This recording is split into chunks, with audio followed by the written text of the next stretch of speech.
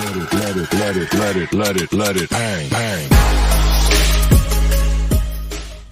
Hello बच्चों, आपका हमारे चैनल पर स्वागत है। प्यारे बच्चों, इस वीडियो के माध्यम से हम क्लास 10 के बच्चों के लिए गणित के बहुत ही महत्वपूर्ण प्रश्न लेके आ गए हैं, जो हमारे 2024 बोर्ड परीक्षाओं के लिए बहुत ही महत्वपूर्ण होने वाला है। ये जो हमारा प्रश्न है, हमारे बोर्ड की परीक्षाओं में हमेशा हर साल 6 नंबर में पूछा जाता है। यहाँ से आपको 2 प्रश्न फिक्स से आएंगे 6-6 नंबर के, आपको कोई एक करना रहता है।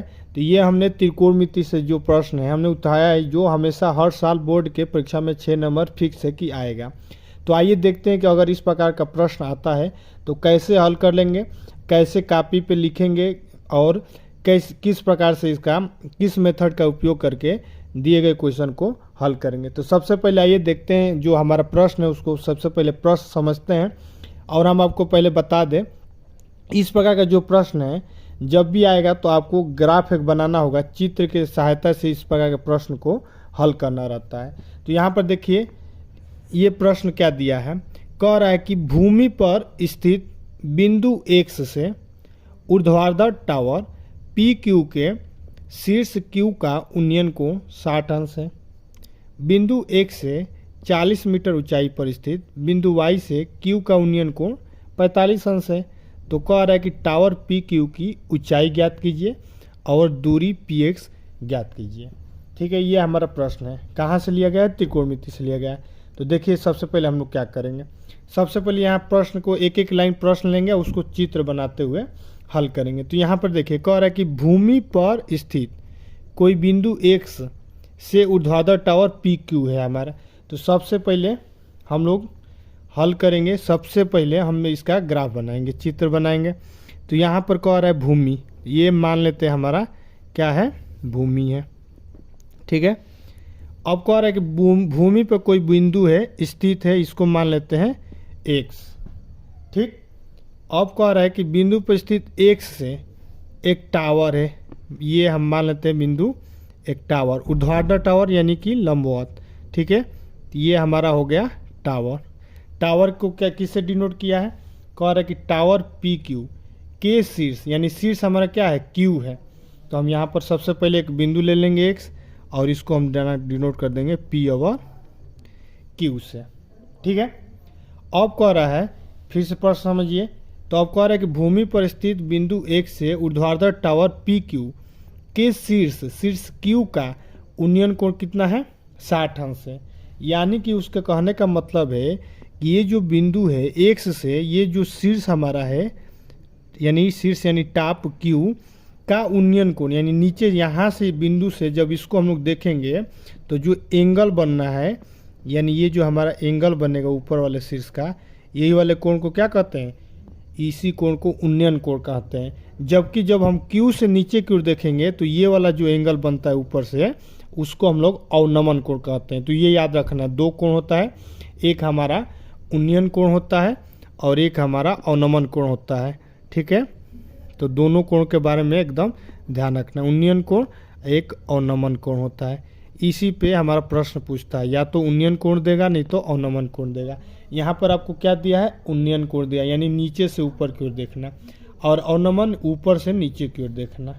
चलिए अब आगे पढ़ते हैं। तो ये जो एंगल कह रहा है कितना बनना है, 60 अंश का बनना है।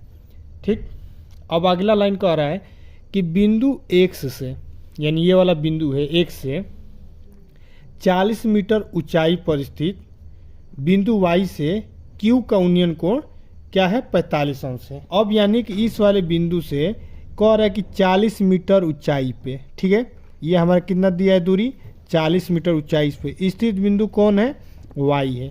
ठीक, अब जब Y से जब इस एंगल को मिलाया जाता है, जब शीर्ष को देखता है, तो ये जो हमारा कोण बनता है वो कितना बनता है, 45 अंश का बनता है। ठीक है, ये कह रहा है कितना बनना है, 45 बनना है। तो कह रहा है कि टावर PQ की ऊंचाई तथा दूरी PX ज्ञात कीजिए। यानी कि ये वाली दूरी हमको क्या करना है, ज्ञात करना है, यानी हमको क्या करना है, PX की दूरी, ठीक, और टावर PQ की ऊंचाई ज्ञात करना है। ठीक है, 2 चीज़ हमको ज्ञात करना है। तो ये तो हमारा हो गया ग्राफ। ठीक है, अब यहाँ पर देखिए, जब ये 40 मीटर है तो ये इसकी सीधौत लाइन जो जा रही है ये भी हमारे यहाँ तक की दूरी कितना हो जाएगी, 40 मीटर हो जाएगी। ठीक है, तो सबसे पहले देखिए कैसे लिखेंगे। हम लिखेंगे यहाँ पर, मान लेंगे कि माना टावर की ऊंचाई इजकल टू एच। ठीक है, टावर की ऊंचाई हमने कितना मान लिया, एच मान लिया, यानी यहाँ से लेकर यहाँ तक की हाइट कितना है, एच हो जाएगा। ठीक है, और ये जब एच हो जाएगा और यहाँ तक 40 यहाँ पर ऑलरेडी दिया है तो ये कितना हो जाएगा, एच में से 40 हमारा क्या हो जाएगा, घट जाएगा। ठीक है, अब ये वाला बिंदु जो है हम इसको क्या मान लेते हैं, ये वाई दिया ये या पी ये क्यू दिया है तो इसको हम मान लेते हैं आर मान लेते हैं। ठीक है, आर और क्यू की दूरी क्या हो जाएगा, एच माइनस 40। क्यों, क्योंकि यहाँ से यहाँ तक की दूरी हमारा एच दिया है और यहाँ तक का दूरी कितना है, 40 के बराबर है, तो ऊपर वाला कितना हो जाएगा, एच में से 40 जो घटेगा वही दूरी हमारा क्यू और आर के बीच की दूरी हो जाएगा।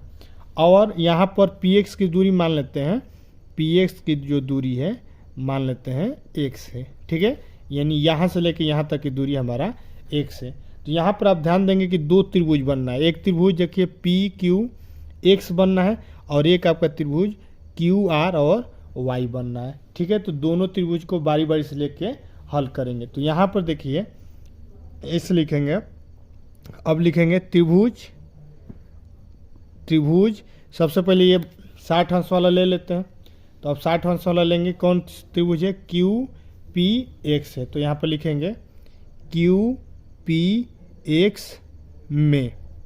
ठीक है, अभी इस वाला त्रिभुज ले लेंगे। अब यहाँ पर लिखेंगे, जानते हैं कि tan थीटा इजकल टू लंब बटा आधार।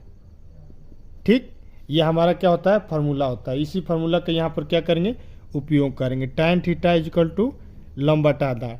ठीक, अब यहाँ पर देखिए tan थीटा की वैल्यू आपके कितना दिया है, 60 अंश दिया है, तो ये क्या हो जाएगा, थीटा की वैल्यू यहाँ पर 60 अंश हो जाएगा। और देखिए थीटा के सामने वाली जो भुजा होती है वो हमारी लंब होती है, तो ये थीटा के सामने वाली भुजा ये है, यानी इसकी हाइट हमने कितना मानना है, एच है, यानी टावर की हाइट है, तो ये हो जाएगा हमारा एच अपान आधार, आधार ये हमारा क्या है, पी एक्स, यानी एक्स हमने माना है तो ये हो जाएगा एक्स। अब बताइए tan 60 अंश का मान कितना होता है, √3 होता है, और ये हमारा क्या हो जाएगा, एच बटा एक्स हो जाएगा, यानी कि हमारा √3x का मान एच के बराबर आ रहा है। ठीक है, इसको हम लोग मान लेंगे समीकरण नंबर 1। ठीक है, ये हमारा हो गया समीकरण नंबर 1। हमने एक त्रिभुज उठा लिया, यहाँ से एक समीकरण बना लिया।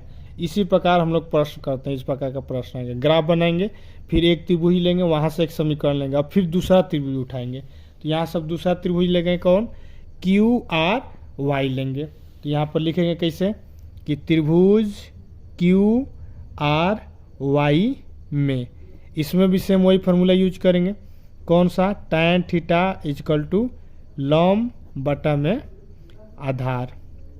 ठीक है, अब यहाँ पर देखेंगे, मिलाएंगे कि tan थीटा का मान इसमें क्या है, तो यहाँ पर देखेंगे कि tan थीटा की वैल्यू यहाँ पर अब कितना हो जा रही है, 45 हो रही है, तो यहाँ भर देंगे tan 45 अंश।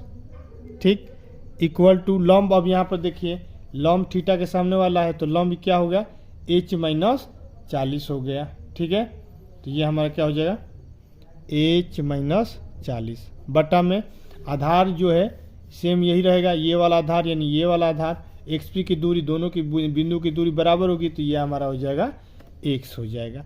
ठीक है, अब यहाँ पर देखिए tan 45 अंश की वैल्यू कितना होती है, 1 होती है, 1 इजकल टू क्या हो जाएगा, h माइनस 14 अपान एक्स हो जाएगा, यानी x जब 1 से गुणा करेंगे तो x की वैल्यू हो जाएगी h माइनस 14, यानी यहाँ से h का मान निकाल दीजिए, तो h का मान यहाँ से निकालेंगे तो 40 इधर आ जाएगा, तो ये हो जाएगा x प्लस 14। ठीक है, अब ये हमारा क्या है, समीकरण नंबर 2 है। अब हम लोग क्या करेंगे, समीकरण 2 में देखिए h का मान x प्लस 40 आया है, समीकरण 1 में √3x इक्वल टू h है, तो h का मान यहाँ से उठाकर समीकरण 2 से समीकरण 1 में रख देंगे। तो इसको आगे अब लिखेंगे, अब दूसरा पेज ले लेते हैं। अब यहाँ पर लिखेंगे कि समीकरण 2 से y का मान h का मान समीकरण 1 में रखने पर, ठीक है। तो समीकरण नंबर 1 क्या दिया है, √3x = h दिया है, और समीकरण 2 में h का मान क्या दिया था, √3x, h का मान दिया था x + 14 दिया है। अब इसको हल कर देंगे तो हमारा क्या हो जाएगा, x को इधर भेज देंगे, √3 का मान पता है 1.7x होता है, ये x इधर आएगा तो -x हो जाएगा, = 40 हो जाएगा। 1.7 से 1 जाएगा तो 0.7x हो जाएगा, = 40 हो जाएगा, ठीक। अब ये 0.7 इधर आएगा तो डिवाइड में हो जाएगा, भागा में हो जाएगा, यानी 40/0.7 हो जाएगा, यानी कि 400/7 हो जाएगा। अब हम लोग क्या करेंगे, 7 से 400 में भाग दे देंगे, तो ये हमारा हो जाएगा 35, और ये हमारा 49 × 1, यानी कि x की दूरी हमारा क्या हो जाएगा, 57.1 मीटर हो जाएगा, ठीक है। हमने क्या किया, आपको बताया कि सबसे पहले समीकरण QPX लिए, यहाँ से एक समीकरण बनाए, फिर दूसरा समीकरण लिए, वहाँ से एक समीकरण बनाए, दोनों को आपस में जब हल किया तो यहाँ से x का मान आ गया। अब x का मान या तो समीकरण नंबर 1 में पुट करेंगे या तो 2 में, तो 2 में कर लेते हैं, तो यहाँ पर h का मान यहाँ से निकल जाएगा, h = x + 40 हो जाएगा। तब अब चूँकि दिया है h = x + 40, ठीक है, तो अब x का मान कितना है, यहाँ पर निकाले थे 57.1, और ये क्या हो जाएगा 40, आपस में जुड़ जाएगा तो कितना हो जाएगा 97.1 मीटर। ये क्या है, हमारा h है, h की वैल्यू हो गया। तो अब लास्ट में इतना करने के बाद ऐसे ही कॉपी में आप हल करके लिखिएगा। अब लास्ट में आपको ये लिखना रहेगा, अतः PQ यानी कि टावर, अतः टावर की ऊंचाई कितना हो जाएगा, h बराबर हमारा कितना हो जाएगा 97.1 मीटर, और तथा 2 पूछा था ना, PX की दूरी हमने क्या माना था, x माना था, PX की दूरी कितना हो जाएगा 57.1 मीटर, और यही हमारा क्या हो जाएगा, आंसर हो जाएगा। तो इतना स्टेप में आपको लिखना है, इस प्रकार का अगर प्रश्न आता है तो। सबसे पहले हमने आपको बताया, फिर से समझ लीजिए, जो भी हमारा प्रश्न पूछेगा त्रिकोणमिति से, हाइट एंड डिस्टेंस से, तो आपको क्या करना है, सबसे पहले उसका चित्र बना लेना है। चित्र बनाने के बाद यहाँ पर आपको हमेशा 2 त्रिभुज बनते हुए दिखेगा, तो सबसे पहले एक त्रिभुज को हल करना है। जैसे हमने हल किया तो √3x = h आया। फिर हम दूसरा समीकरण लेंगे, वहाँ पर हमने हल किया तो h = x + 14 आया। दोनों को आपस में सॉल्व कर देंगे। दोनों को आपस में सॉल्व करने के बाद हमने यहाँ से हल करेंगे तो यहाँ पर एक की वैल्यू आ गया, तो यहाँ पर x की वैल्यू आ गया 57.1 मीटर। अब इसकी वैल्यू दोनों समीकरण में से किसी एक में रख देंगे, तो एक में रखे तो h का वैल्यू हमारा आ गया 97.1 मीटर। यही हमारा दोनों क्या हो जाए, आंसर हो जाएगा। तो यहाँ पर लास्ट में दोनों लिख देंगे। तो यही हमारा क्या होता है, स्टेप होता है इस प्रकार का प्रश्न आएगा तो हल करने का। और जो भी x और h का मान आएगा तो आप चाहेंगे तो उसको बॉक्स में भी घेर कर हाईलाइट कर सकते हैं, ठीक है। तो इस प्रकार का अगर प्रश्न आपको आता है तो हम उम्मीद करता हूँ कि आप कर ले जाएंगे। अगर ये आपको वीडियो अच्छा लगा है तो वीडियो को लाइक ज़रूर कर दें और अपने दोस्तों में भी शेयर कर दें, ताकि वो भी देख ले कि इस प्रकार का अगर प्रश्न आता है तो कैसे हल किया जाएगा। मिलते हैं नेक्स्ट वीडियो में। हम आपको चैनल पे पिछले साल का जितना भी पुराना सेट है और इस साल कौन कौन से प्रश्न आ सकते हैं सभी का मॉडल सेट लाकर आपको एक एक प्रश्न का सवाल कराएंगे। तब तक के लिए जय Hind. Let it, let it, let it, let it, let it, let it, bang, bang.